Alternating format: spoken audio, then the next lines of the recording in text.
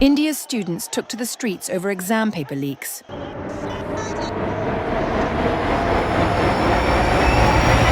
Police fired tear gas.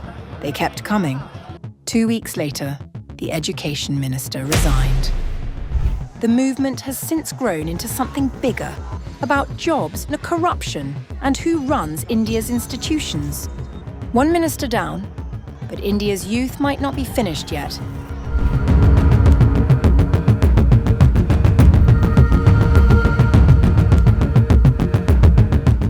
India's political landscape has been jolted by the resignation of Education Minister Dharmendra Pradhan, following nearly 2 weeks of nationwide protests over alleged examination paper leaks, in what many are calling one of the biggest victories for student-led protests in recent years. On July 25th, Dharmendra Pradhan announced on X that he had submitted his resignation to Prime Minister Narendra Modi, saying the country's youth should not have to sacrifice their future because of the ongoing crisis. Our children should devote their time to studies and focus on building their careers. Keeping this in mind, I have sent my resignation to the Honorable Prime Minister. I express my heartfelt gratitude to the Honorable Prime Minister for his guidance, trust, and constant support. In his statement, Pradhan said the unrest had deeply affected him and warned against attempts to politicize the movement. The developments of the past 10 days have saddened me. This is not a matter of personal prestige for me. India's youth are the true strength of this nation. It is my resolve that I will not allow the youth of this country to become trapped in the cycle of confusion and delusion. The situation that has arisen at Jantar Mantar and across the country should not be exploited by anti-national forces. Pradhan's resignation came as police fired tear gas to disperse protesters in New Delhi, just hours before student leaders were due to hold another round of talks with government representatives.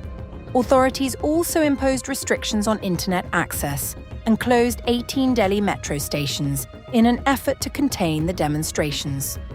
The protests were triggered by allegations of repeated leaks in high-stakes entrance examinations, but the movement has since grown into a broader expression of frustration over employment, corruption, transparency, and government accountability.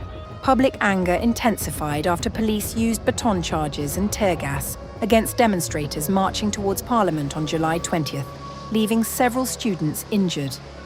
The protests have been driven largely by youth groups, including CJP, and have gained significant momentum across social media, where discussions increasingly extend beyond examination reforms to wider governance issues. At the same time, online debate has expanded to include criticism of other government policies, including the E20 fuel rollout, while some users have questioned the conduct of the Delhi police, leading to calls for greater accountability from the Union Home Ministry. These wider grievances remain part of public and political debate, but they are distinct from the original demands over examination paper leaks.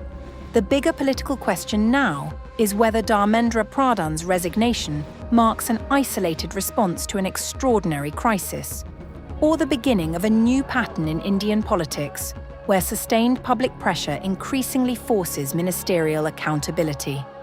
Recent public criticism directed at Road Transport and Highways Minister Nitin Gadkari over transport and fuel-related issues suggests that public scrutiny of senior ministers is becoming broader and more intense, even though the circumstances surrounding those criticisms differ from the examination leak protests.